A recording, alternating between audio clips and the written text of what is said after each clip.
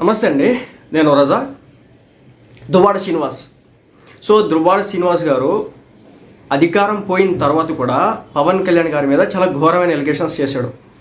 చంద్రబాబు నాయుడు గారికి 50 కోట్లు అమ్ముడు పోయి ఆయన మాట్లాడమన్నట్లు మాట్లాడుతున్నారు పవన్ కళ్యాణ్ గారు అనేది ఆయన మాట్లాడిన మాట. అదేవిధంగా లాస్ట్ ఆయన గవర్నమెంట్లో ఉన్నప్పుడు కూడా ఇదే పవన్ కళ్యాణ్ గారి మీద మాట్లాడిన మాటలు కావచ్చు, వైసీపీ పార్టీ అధికారంలో ఉన్నప్పుడు ఈయన డిబేట్లో కూర్చొని చెప్పులు చూపిస్తూ మాట్లాడినటువంటి భాష కావచ్చు. ఇవన్నీ కూడా జనసేన పార్టీ కార్యకర్తలు చూశారు, సహించారు. బట్ అధికారంలో కూటమి వచ్చిన తర్వాత కూడా పద్ధతి మారకపోవడంతో ఈ రోజున ఆయన మీద కేసులు పెట్టినటువంటి పరిస్థితి. దానికి సంబంధించి చూసుకుంటే కనుక అంటే మామూలుగా అయితే లేదనమాట. మొన్న పోసాని కృష్ణమురళి మీద జనసేన పార్టీ నాయకులే కార్యకర్తతో కేసు పెట్టినట్టున్నాడు. ఆ తర్వాత పోలీసులు చాలా యాక్టివ్ అయిపోయినారన్నమాట. ఇంక ఇప్పుడు వచ్చేసి దువ్వాడ శ్రీనివాస్. దువ్వాడ శ్రీనివాస్ గారు వచ్చేసి ఆయన భాష అంటే ఎందుకో తెలియదు, మరి కొంచెం గట్టిగానే మాట్లాడుతుంటారు. పవన్ కళ్యాణ్ గారు అంటే ఏకంగా ఒంటికల మీద వచ్చేస్తుంటారు. ఇందులో భాగంగా ఇప్పుడు జనసేన పార్టీ నాయకులు అయితే గట్టిగా ఇచ్చేసినారు. దానికి సంబంధించి అయితే కేసు పెట్టారన్నమాట. ఎవరంటే గండి దేవి హారిక గారు. గండి స్వామి గారి వైఫ్ ఆఫ్ గండి స్వామి గారు అమలాపురం మున్సిపల్ 7వ వార్డు కౌన్సిలర్ అనమాట.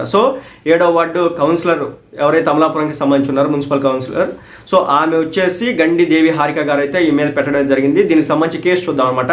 మహారాజశ్రీ అమలాపురం పట్టణ పోలీస్ ఇన్స్పెక్టర్ గారికి డాక్టర్ బిఆర్ అంబేద్కర్ కోనసీమ జిల్లా అమలాపురం పట్టణం మహిపాల్ వీధి కాపురస్తులు గండి స్వామి గారి భార్య గండి దేవి హారిక దాఖలు చేసుకున్న రిపోర్ట్ అని చెప్పేసి పెట్టారు. ఆ లెటర్లు ఏంటంటే, అయ్యా, నేను అమలాపురం మున్సిపాలిటీ 7వ వార్డు కౌన్సిలర్గా పనిచేస్తున్నాను. జనసేన పార్టీ అధ్యక్షులు, ఆంధ్ర రాష్ట్ర ఉప ముఖ్యమంత్రి వర్యులు గౌరవనీయులు శ్రీ కొణిదెల పవన్ కళ్యాణ్ గారి ఆలోచనలు, ఆశయాలు, ఉన్నతమైన భావనలతో జనసేన పార్టీ ఆవిర్భావం నుంచి కార్యకర్తగా వీరమహిళగా ఉంటూ ప్రజలకు నేను నా భర్త సాధ్యమైనంత వరకు సేవ చేయిస్తున్నాము అంటే ఆమెకు సంబంధించినటువంటి ఇంట్రడక్షన్ ఫస్ట్ ఇచ్చారన్నమాట. అంటే కేసు రిపోర్ట్ ఎలా ఉంటుందో దాని ప్రకారం రాశారు. మొత్తం కూడా చెప్తాను. నాతో పాటు అమలాపురం నియోజకవర్గంలో వేలాది మంది మా పార్టీ అధ్యక్షులైనటువంటి పవన్ కళ్యాణ్ గారి ఆశయాలతో అనేక సేవా కార్యక్రమాలు నిర్వహించడం జరుగుతోంది. మా పార్టీ అధ్యక్షులు పవన్ కళ్యాణ్ గారు ఆంధ్ర రాష్ట్ర పంచాయతీరాజ్, అటవీ శాఖ మరియు పర్యావరణ శాఖ మంత్రిగా కూడా ప్రజాసేవ అనేక అభివృద్ధి కార్యక్రమాలు చేయుచున్న తరుణంలో 24/2/2025 తేదీ శ్రీకాకుళం జిల్లా టెక్కలి నియోజకవర్గం వైఎస్ఆర్సీపీ పార్టీకి చెందినటువంటి ఎమ్మెల్సీ దువ్వాడ శ్రీనివాస్ మీడియా సమావేశం పెట్టి ఆ సమావేశంలో దురుద్దేశంతో వైఎస్ఆర్సీపీ మరియు జనసేన పార్టీల మధ్య విద్వేషాలు మరియు శత్రుత్వాన్ని ప్రోత్సహించడం, ఆ రీత్యా ప్రజాశాంతికి భంగం కలిగించి రాష్ట్రంలో అల్లర్లు సృష్టించి హింసను ప్రేరేపించాలని దురుద్దేశంతో పబ్లిక్ మీటింగ్లో మా పార్టీ అధ్యక్షులు మరియు ఆంధ్ర రాష్ట్ర ఉప ముఖ్యమంత్రి వర్యులు అయినటువంటి కొణిదెల పవన్ కళ్యాణ్ గారిని వ్యక్తిగతంగా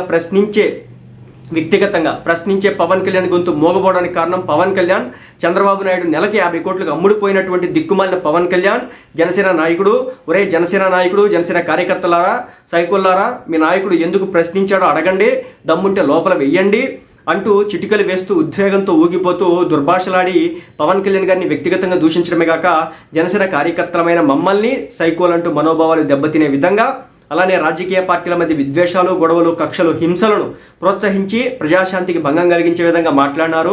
సదరు దువ్వాడ శ్రీనివాస్ అత్యంత ముష్కరుడు, గతంలో అనేక క్రిమినల్ కేసుల్లో ముద్దాయి అయి ఉన్నాడు.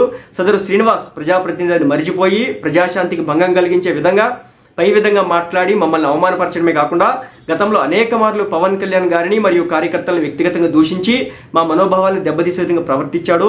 సదరి వ్యక్తి వలన వ్యక్తుల మధ్య, ప్రాంతాల మధ్య, రాజకీయ పార్టీల మధ్య ఘర్షణలు, గొడవలు జరిగి ప్రజాశాంతికి ముప్పు వాటిల్లే ప్రమాదం ఉంది. కాబట్టి సదరు దువ్వాడ శ్రీనివాస్పై తగు చర్యలు తీసుకోవాల్సిందిగా కోరి ప్రార్థిస్తున్నామంటూ జనసేన పార్టీకి సంబంధించినటువంటి అమలాపురం మున్సిపల్ 7వ వార్డు కౌన్సిలర్ గండిదేవి హారిక గారు ఈరోజు కేసు పెట్టడం అయితే జరిగిందనమాట. ఇదే పరిస్థితి. ఏమాత్రం కూడా ఉపేక్షించేలా లేరు.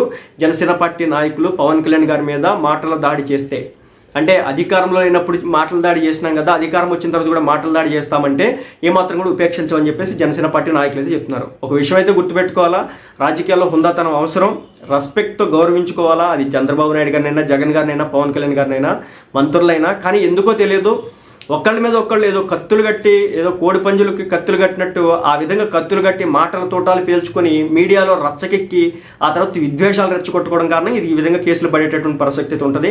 నేను మళ్ళీ చెప్తున్నా, ఈ రోజున ఆయన మాట్లాడాడు కాబట్టి ఆయన మీద కేసు పెట్టారు. జనసేన పార్టీ కార్యకర్తలైనా టీడీపీ పార్టీ కార్యకర్తలైనా దయచేసి పరిధికి మీరైతే మాట్లాడొద్దు. ఎందుకంటే మంది కాదంటే ఒక రోజు వచ్చే అవకాశాలు అయితే ఉంటాయి. జగన్మోహన్ రెడ్డి గారు కూడా ఊహించలా ఈ టర్మ్ ఆయన ఓడిపో అంత దారుణంగా ఓడిపోతాడని. సో అంత దారుణ ఓటమిన తర్వాత తప్పనిసరిగా గుర్తుపెట్టుకోండి.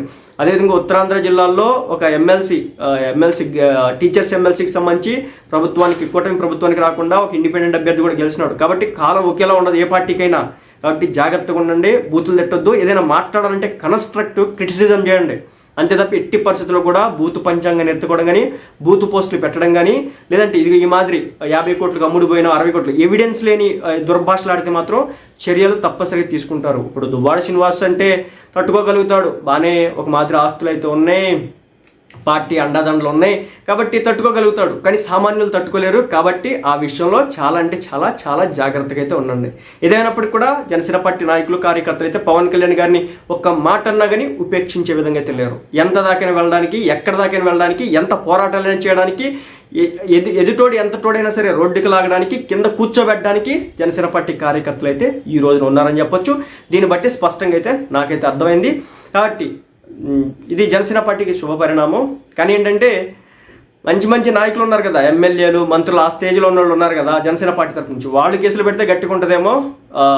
ఈమె కూడా కౌన్సిలర్ అయినప్పటికీ కూడా కింద స్థాయి కార్యకర్తలు కొంచెం జాగ్రత్తగా ఉండండి. ఎందుకంటే మీలాంటి వాళ్ళు కేసులు పెడితే కనుక మహా అయితే పార్టీ బెయిలిప్పించిద్దామో, వెనకాల తిరగాల్సింది మీరే. దయచేసి కింద స్థాయి కార్యకర్తలు, టీడీపీ అయినా, జనసేన అయినా, వైసీపీ అయినా, నాయకుల మీద కేసులు పెట్టేటప్పుడు కొంచెం జాగ్రత్తగా ఉండండి.